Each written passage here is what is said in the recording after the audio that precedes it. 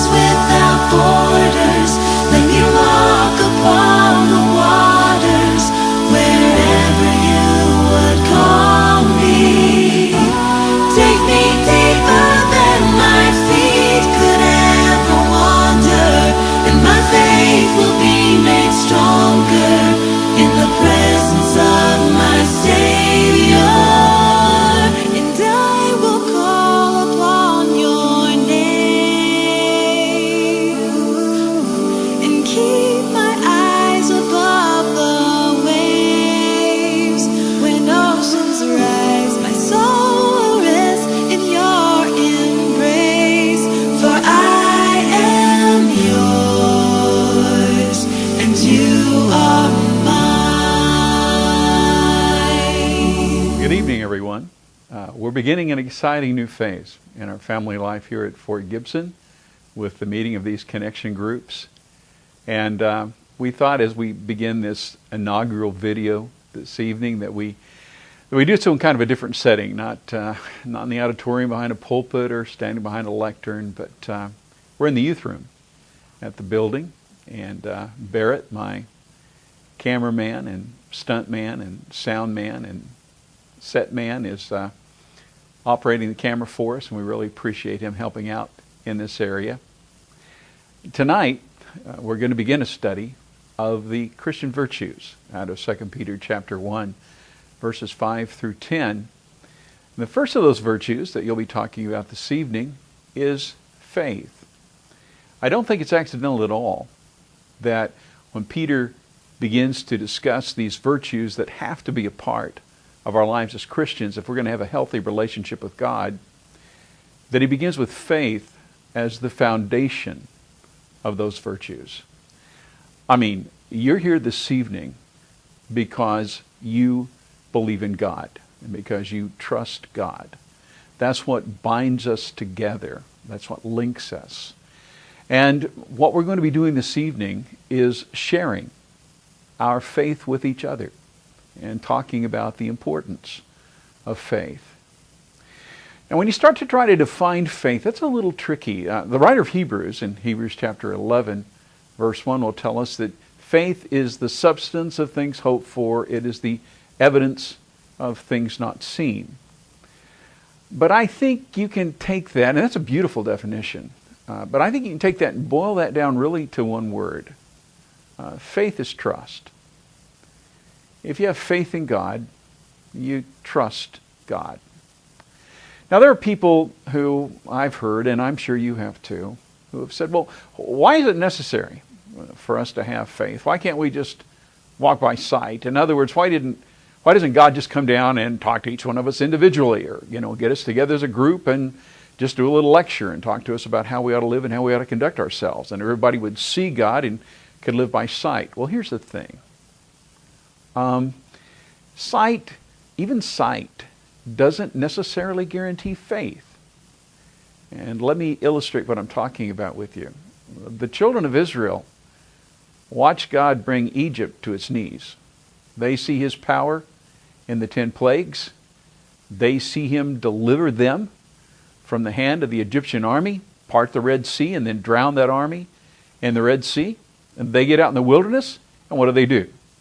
They start whining and complaining and saying, well, how are we going to eat, and how are we going to drink, and how are we going to get by out here? Despite the fact that they've seen all these manifestations of the power of God, they still don't trust him.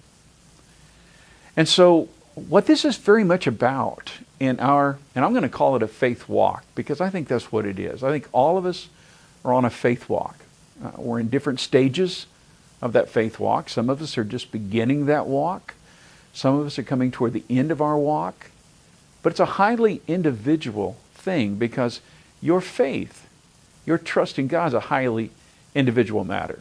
It has to do with spiritual maturity, has to do with age, very much has to do with experience and dictating where you are in that faith walk. But I want to share with you two things as you begin the discussion this evening. Two thoughts that I think are very important. They come out of Hebrews 11 and verse 6, where the writer says, without faith, it's impossible to please God. You got to trust him, okay? But then he goes on to define that a little more.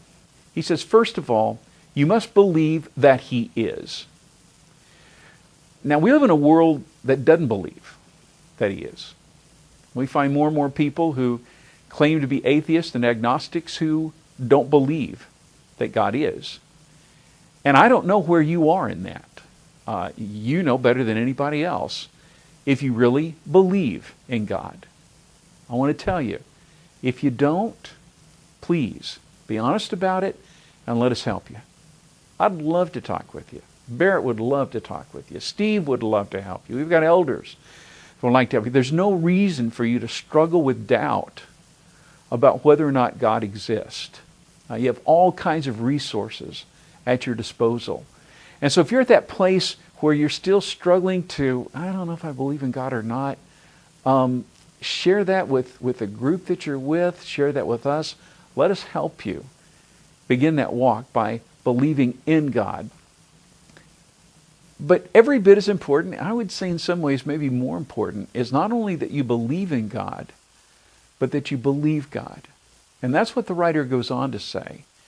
He says, not only must we believe that he is, but we must believe that he is a rewarder of those who diligently seek after him. In other words, you have to be able to trust God's promises. Trust that he's going to do for you what he said he would. And in all of our lives, let's be honest, that's where we're going to struggle. When financial difficulties come, when marital difficulties come, when the kids act up, when we're facing death, there are going to be multiple times when we're going to have to fall back on, do I really trust his promises? Do I really believe that he's always going to be with me as he says he will? Do I really believe that he's gone to prepare a place for me? Can I really trust that he loves me? That's what's vital. That's what's critical in our relationship with him. And that's what we're going to be striving to develop and strengthen in these connect groups, is helping each other to strengthen our faith, to develop our faith, to hold hands, in a sense, as we take this faith walk through life. And so I would encourage you to participate this evening, to open up and to use this time as a time for not only developing your faith in God, but in our developing our relationships with each other. God bless you.